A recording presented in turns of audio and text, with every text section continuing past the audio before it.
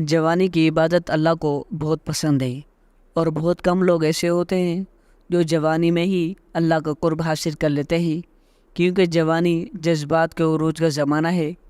جو انی میں انسان فہم و فراست سے زیادہ جذبات سے کام لیتا ہے، لیکن جو انسان جوانی میں اللہ سے لو لگا لیتا ہے تو پھر اللہ بھی اس کو اپنا محبوب بنا لیتے ہیں۔ آج ہم ایسے ہی ایک نوجوان کا قصہ بیان کرنے جا رہے ہیں جس نے اپنی خواہشات کو اللہ کی رضا اور اس کے خوف کی وجہ سے ترک کر دیا تھا۔ پھر اللہ نے بھی اسے خوب انعام و اکرام سے نوازا۔ کسی ملک میں ایک نوجوان رہتا تھا۔ جوانی میں ہی اس نے اللہ سے لو لگائی تھی۔ وہ ہر وقت اللہ کی عبادت میں مصروف رہتا تھا اور جو روکھی سوکھی ملتی کھا لیتا۔ ایک مرتبہ ایسا ہوا کہ اسے کھانے کو کچھ نہیں ملا۔ 2 دن گزر گئے۔ جب بھوک کی شدت بڑھی تو عبادت میں بھی اس کا دل نہیں لگا، اور وہ یہ سوچ کر باہر نکلا کہ کچھ مردار وغیرہ ہی مل جائے تو ڈھونڈ کر کھا لے، کیونکہ جب بھوک کی شدت اتنی ہو کہ موت قریب نظر آنے لگے تو مردار اتنا کھا لینا جائز ہوتا ہے جتنا کھا لینے سے انسان کی جان بچ جائے۔ تو وہ کچھ خراب مردار ڈھونڈنے لگا، مگر اسے ایسا بھی کچھ نہ ملا۔ اب وہ واپس مسجد میں آ گیا اور عبادت میں مصروف ہو گیا۔ اس طرح یہ دن بھی گزر گیا اور اسے کھانے کو کچھ نہ ملا۔ اب اس نے ارادہ کیا کہ کیوں نہ وہ چوری کر کے کچھ کھا لے۔ اب تو بھوک کی شدت اپنے عروج پر تھی۔ یہ سوچ کر وہ ایک مکان کی چھت پر چڑھ گیا کہ کچھ کھانا کو مل جائے، مگر یہاں بھی کچھ کھانے کو نہیں تھا۔ مگر اس کے گھر کی چھت پر اسے کسی کے گھر سے مچھلی کے پکنے کی خوشبو آئی، اور بھوک کی شدت میں اس خوشبو نے اسے بے چین کر دیا۔ وہ ڈھونڈنے لگا آخر کس گھر میں مچھلی پک رہی ہے۔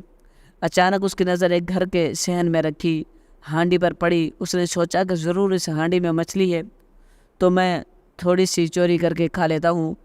وہاں تمام گھر اس طرح بنے تھے کہ ایک چھت سے دوسرے چھت پر بآسانی جایا جا سکتا تھا۔ وہ اس مکان کی چھت پر چڑھ گیا۔ چھت سے اس نے صحن میں دیکھا، اس گھر میں کوئی نہیں تھا۔ وہ آرام سے نیچے اترا، ہانڈی کھولی تو شدید بھوک میں مچھلی کی مہک نے اس پر جادو کا اثر کیا۔ اس نے فوراً ایک ٹکڑا مچھلی کو اٹھایا اور منہ میں رکھ لیا۔ جیسے اس نے منہ میں مچھلی کا ٹکڑا رکھا، ایک کانٹا مچھلی کا اس کے منہ میں ایسا زور سے چبھا کہ اس کی چیخ نکل گئی۔ وہ اپنی بھوک بھول گیا اور اللہ کا خوف اس پر طاری ہو گیا۔ وہ فوراً مچھلی چھوڑ کر بھاگ گیا۔ واپس مسجد میں آ کر خوب رویا اور اللہ سے گر گرا کر معافی مانگنے لگا۔ اب ذرا سی بھوک نے مجھے بہکا دیا۔ میں نے اللہ پر بھروسہ کرنے کے بجائے چوری کا راستہ اپنا لیا۔ وہ نوجوان پوری رات روتا رہا اور اللہ سے معافی مانگتا رہا، یہاں تک کہ صبح ہو گئی۔ جب صبح کی اذان کی آواز اس کے کانوں میں پڑی تو وہ نماز پڑھنے کے لیے جماعت میں شامل ہو گیا۔ نماز سے فارغ ہونے کے بعد جب سب نمازی اپنے گھر جا رہے تھے، تب امام صاحب سے اسے روک لیا اور کہا، نوجوان کیا شادی کرنا چاہتے ہو؟ نوجوان پریشان ہو گیا اور حیران ہو کر امام صاحب کی جانب دیکھنے لگا۔ امام صاحب نے ایک آدمی کی طرف اشارہ کیا اور کہنے لگا، یہ صاحب کئی روز سے میرے پاس آ رہے ہیں۔